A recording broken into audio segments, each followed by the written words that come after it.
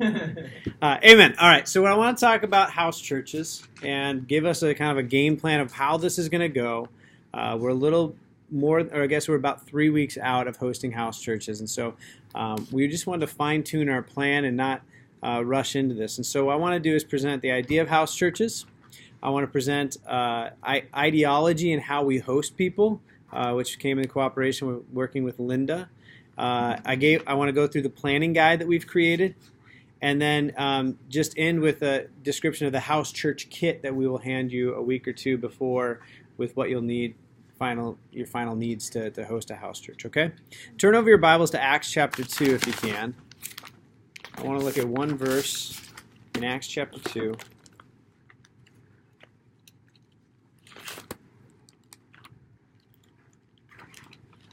Now, what we're doing as a church is adding house church to our toolbox of reaching the lost and building fellowship. Okay? We're not switching to house churches permanently. We're not saying that's the only way to be Christians. I think there's great value in meeting all together, but there's also great value in biblical precedents for meeting in our homes in smaller groups. And there's statistical evidence that, especially in our movement family of churches, we grow fastest and most when we're in smaller groups like house churches or mission teams. And so we're trying to embrace some of those growth principles that have been proven statistically in our movement of churches. But Acts chapter 2 gives us a biblical precedence. Following the conversion of the 3,000 plus, it says, every day they devoted themselves to meeting together in the temple complex and broke bread from house to house. They ate their food with a joyful and humble attitude, praising God and having favor with all the people. And every day the Lord added to them those who were being saved.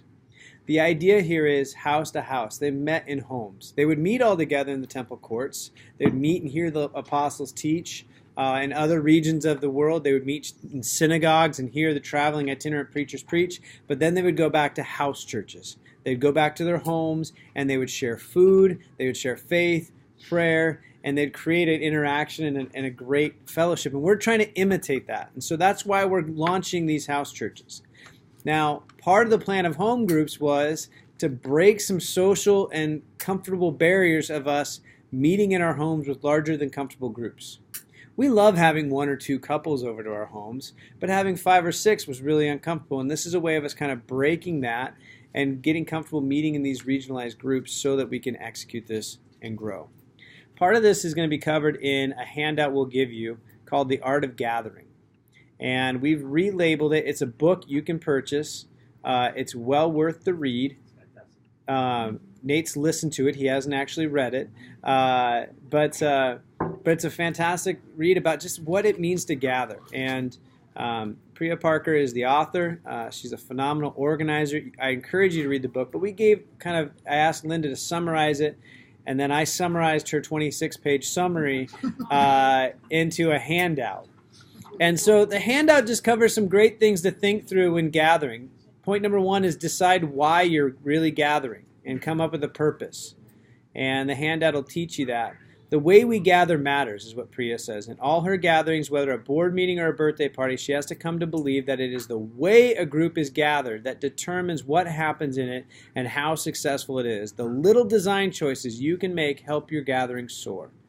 And that's what we're trying to do with house churches. We want them to be intentional. We want them to be purposeful and understanding the purpose. And I suggest that the house church's purpose could be to bring the community of God to every community. We're trying to bring this community of God in the Spokane Christian Church to every community. And I've stated the goal that at one point in time, I wanted to have a home group or a house church for every middle school from Coeur d'Alene across the valley. And that's quite a few communities that we're really diving into. The second point is closed doors make for open gatherings. It just talks about having the right people. As much as you would love to have the Tallies and their group come all the way out to North Idaho and join your group so you can have more kids, that's not really the right gathering of people. You want the people who live there, who work there, and interact there. And you need to close the door and be okay with that. There's a desired size. And there's really cool studies she includes in the book that we summarized of the groups of 6, 12, 30, 150, and the tides of humanity. We're trying to hit that group of 30. And this 30 starts to feel like a party, whether or not your gathering is one. It's smaller gatherings scaled to greater heights of intimacy. The group of 30 or so has its own distinct quality. There's a buzz that cracks out of energy and that sense of possibility that attendees to the party. Okay, it's a little bit bigger than maybe a D group, where D group is meant to gather intimacy. It's meant to create a feeling of energy. And when you're worshiping God, there needs to be a feeling of energy. And that's what we're trying to hit. And the best location really doesn't have to do with size, but size is part of it. Does the location embody your meeting? Is there a perimeter? Do people feel like they kind of know the boundaries of where they're supposed to go? Is it going to move rooms? I know for our Super Bowl Sunday, we're going to meet in one room to worship, and then we're going to have 3 different rooms where you can watch the game. And one room's going to be like, this is the intense football watchers with StatCast and discussions. Then there's the casual fan room with the biggest TV where you can talk and have a conversation, but you're really watching the game. And then down in the basement, we're going to have tables galore with board games.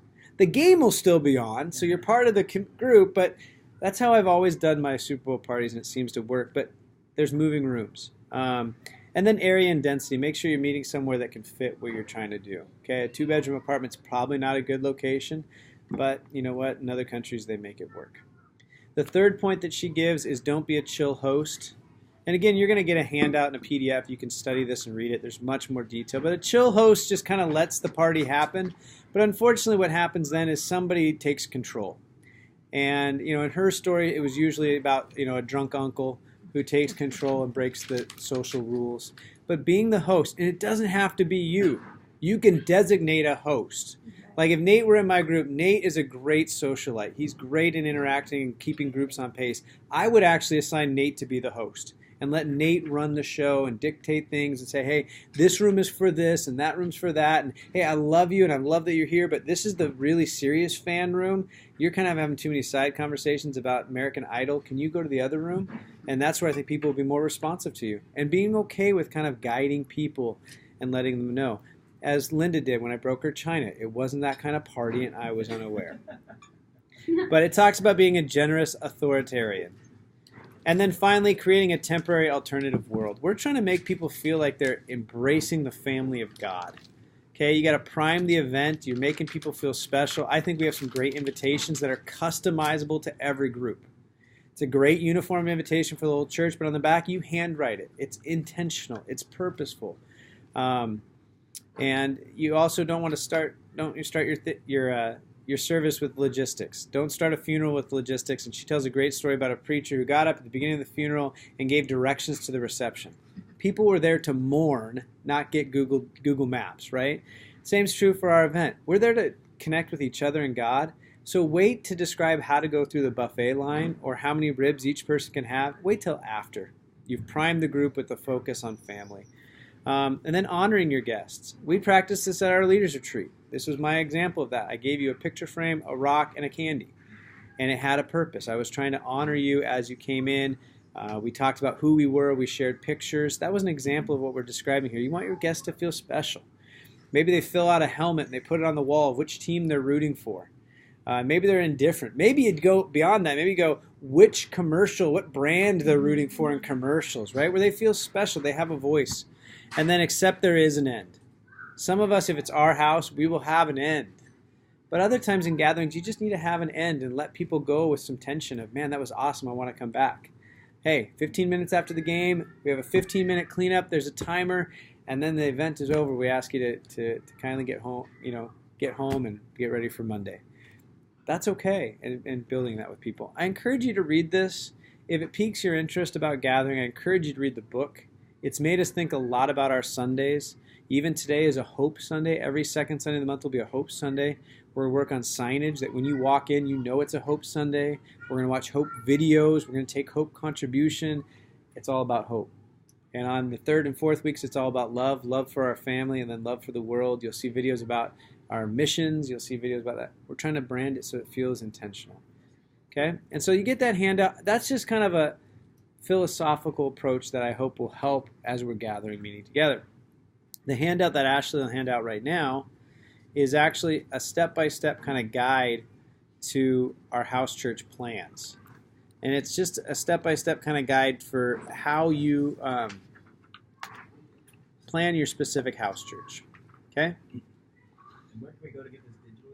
It'll be emailed to you at the conclusion of this video. Or if you're getting this video, it was included with the video. But anyways, so it's just a few questions and then space to answer it. Number one, who is participating in your house church? And this is a really important decision. Some of our home groups are way too large to have invitations to outsiders come and join it. Okay? What you need to do is make that decision with the other home D group leader in your home group. And so whoever you partner with, I think it's Tallies and Yocums and you get Colwells and whoever you are, just say, hey, I think we're too big. We need to split up by D group. And that's okay. And you can have house church by D group. But I encourage that. You're aiming for that size of 30. So if some of the home groups are a little smaller because people travel or out of town, you could still do it. Or the house could handle 35 or 40. Or you don't have a lot of kids. Making those decisions. You want to hit that group of about 30 so there's a buzz and it feels like a real church event. But at the same time doesn't destroy your house and take down walls that you didn't intend to take down. Okay? And so make that decision and then clearly communicate that as quickly as possible with your D group where they will be meeting and provide the invitations you have with the handwritten time, location, and what have you. That's the most important thing. The second question that's asked in your guide there is, what's the plan for the kids? The kids need to feel involved. We need to move beyond the, hey, let's just throw the kids in the basement. We want them to feel a part of the kingdom of God and a part of our meetings. So that just depends on what age group of your kids. If you have older kids, include them in the service and have them do something. Maybe they're the communion pastor outers and they have a job and a role. If we have a lot of younger kids, it's probably best to have maybe one or two parents take them downstairs or take them to another room for a class and have an intentional class for them. And we can get curriculum pulled off of the curriculum we paid for in here. We're going to include some ideas and some coloring and some stuff in the kit that we'll give you in a couple weeks. But there needs to be a plan for the kids, and there's space in this thing for you to write that down. What's the plan for singing? Marvin can't go to every house church. And you guys have Marvin. But not everybody has a song leader. What do? You need to make a decision of how you'll worship God, and singing is not the only way to worship God. If you don't have anybody who feels comfortable leading a couple songs, then just choose a couple psalms to read.